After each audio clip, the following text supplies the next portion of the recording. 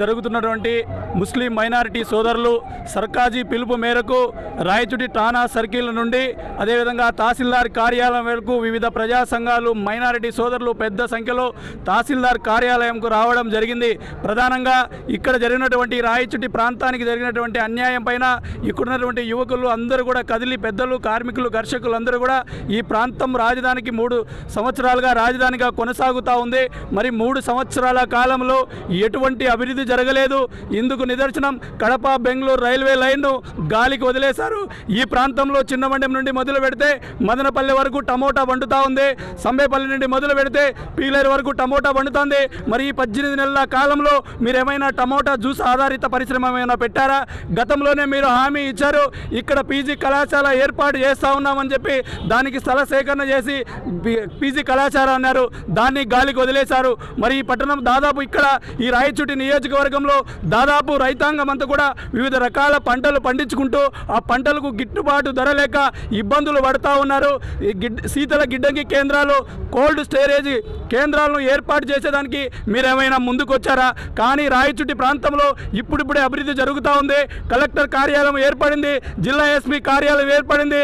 జిల్లాలో ఉన్నటువంటి ఉన్నత అధికారులకు సంబంధించి అన్ని కార్యాలయాలు 3 సంవత్సరాలుగా ఇక్కడే కొనసాగుతూ ఉంటే మీరు ఎటువంటి నోటిఫికేషన్ ఇవ్వకుండా, ప్రజల మనోభావాలను గౌరవించకుండా, ప్రజల అభిప్రాయాలను తెలుసుకోకుండా మీరు నిన్నటి వరకు మదనపల్లి మాత్రమే సపరేట్ అవుతూ ఉంది, మేము ఖచ్చితంగా అన్నమయ్య జిల్లా కొనసాగుతుందని చెప్పి మీరు చెప్పినటువంటి మీరు రాత్రికి రాత్రి ఏం జరిగింది, మీలో ఏం జరిగింది?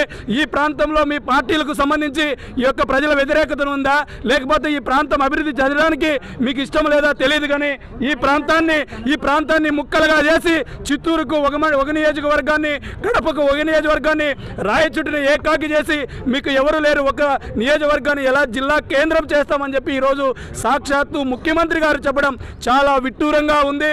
ప్రజల యొక్క మనోభావాలను, ప్రజల యొక్క ఇబ్బందులను గమనించాలి. అదేవిధంగా ఎన్నికల హామీలో ఏదైతే మీరు ఇక్కడ బంగ్లా సర్కిల్లో సాక్షాత్తు 2 ముఖ్యమంత్రులు మీ అభ్యర్థి ఇక్కడే ఉన్నారు, మీరు ప్రతిపక్షాలు మాటలు వినొద్దు, మీ నియోజకవర్గం మీ యొక్క జిల్లా కేంద్రం ఎక్కడికి పోదు, ఎవ్వరు తరలించరని చెప్పి నమ్మబలికి దాదాపు 18 నెలల కాలంగా మీరు ఎప్పుడెప్పుడు అన్నమయ్య జిల్లాను ముక్కలు చేద్దాం, ఈ ప్రాంతం ఇప్పుడిప్పుడే డెవలప్ అవుతోంది, దీన్ని దెబ్బ కొట్టాలని చెప్పి చూస్తూ ఉన్నారు. ముఖ్యమంత్రిగా మీరు అన్ని ప్రాంతాలను సమానంగా చూడాలి, అన్ని ప్రాంతాల అభివృద్ధికి మీరు అడుగులు వేయాలి తప్ప మీరు జిల్లా కేంద్రం పోతేవని నేను మెడికల్ కాలేజ్ ఇస్తానని చెప్పి చెప్తా ఉన్నారు. మీరు ఇప్పుడే ఉన్నటువంటి 17 మెడికల్ కాలేజీని పి అని చెప్పి ప్రైవేటు పరం చేస్తూ ఉంటే మెడికల్ కాలేజీ కోసం మా అన్నమయ్య జిల్లా కేంద్రం రాజధానిని తరలించకపోతే చూస్తూ ఊరుకునే ప్రసక్తి లేదు.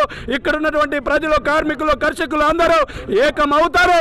మా రాజధాని ఏదైతే జిల్లా కేంద్రం ఉందో ఇది మాకు వచ్చేంత వరకు పోరాటాలకు సిద్ధం అవుతారని చెప్పి ఈ సందర్భంగా ప్రభుత్వాన్ని హెచ్చరిస్తున్న సిద్దిగాల శ్రీనివాసులు, సిపి రాజదుర్గ కార్యదర్శి.